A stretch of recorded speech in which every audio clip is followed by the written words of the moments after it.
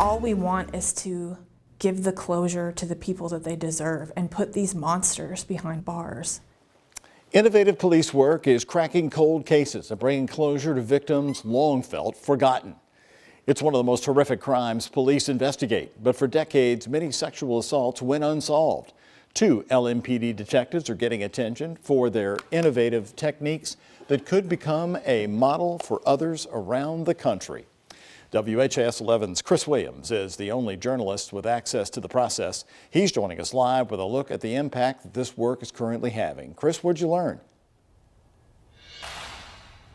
Doug, we've all heard about this DNA backlog and the millions that was spent to fund the labs hoping to test these rape kits and find justice for the victims. I learned about a detective duo rewriting the rules to the waiting game, tapping into decades-old notes and uncovering horrific truths. This unit in particular is very victim-centered, it's exactly what the public model wants of policing. One reason Detective Lindsay Lynch and her partner, Detective Kris Pedigo, take pride in their work as LMPD sex crimes detectives. They've taken on a unique approach, creating a spreadsheet of notes from detectives past, looking to crack cold cases, even as they wait for DNA test results.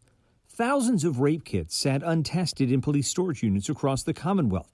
Some blamed investigators from years past for not doing a good enough job. Detective Pedigo insists that was not the case, and he's proving it with his innovative approach. I've been blessed to, have a smartphone and, a laptop computer I can carry around. And these guys, they were walking around with 2 pens and a notebook. Trying to bring peace to these victims. Right, trying to bring closure, and when you're out of straws, you're out of straws. There's just nothing more those men and women could have done. And they didn't have a lot of communication, so we're finding that sometimes the serial offenders were moving in and out of the different areas, and they didn't know. The police didn't know. They would have had no idea because they didn't have a spreadsheet. Right. They didn't talk to each other. And there were no computers, and everything was done on paper, so it wasn't as easy as it is today. Their work is bringing about results, but it's also creating a catch-22 for survivors who've gone decades without hearing anything from investigators. Tonight at 11 o'clock on the night team, we dive into the technique that they're using, what they're learning. You'll hear from a survivor, an advocate whose case was solved by DNA, and she found purpose in the worst day of her life. And you'll hear the voice of a woman for whom justice came too late. So, Kris, how many serial rapists have these investigators been able to identify so far?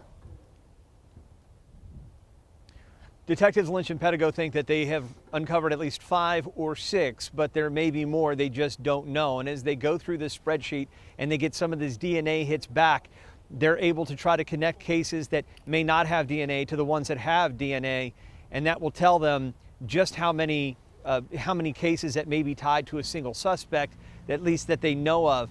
They say one of the important things to remember is many times with these cases, the way they put it is not a one and done. A sex offender, someone who rapes someone doesn't just do it one time and stops.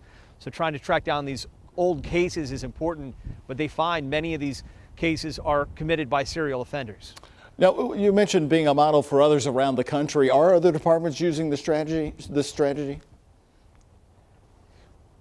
They've been contacted by other departments, but one of the things that you'll learn tonight on the night team, Doug, is that even if other departments were using the same kind of a spreadsheet, they really need all of these linked. And that's something that they're hoping that by bringing some awareness to what it is they're doing, that may help with a state or a national database, something to connect some of these cases across the board, to crack some of these cold cases that go decades without being solved. But other departments have contacted the LMPD to ask them what they're doing and what the magic fix is with this spreadsheet. All right, Kris, see you on the night team.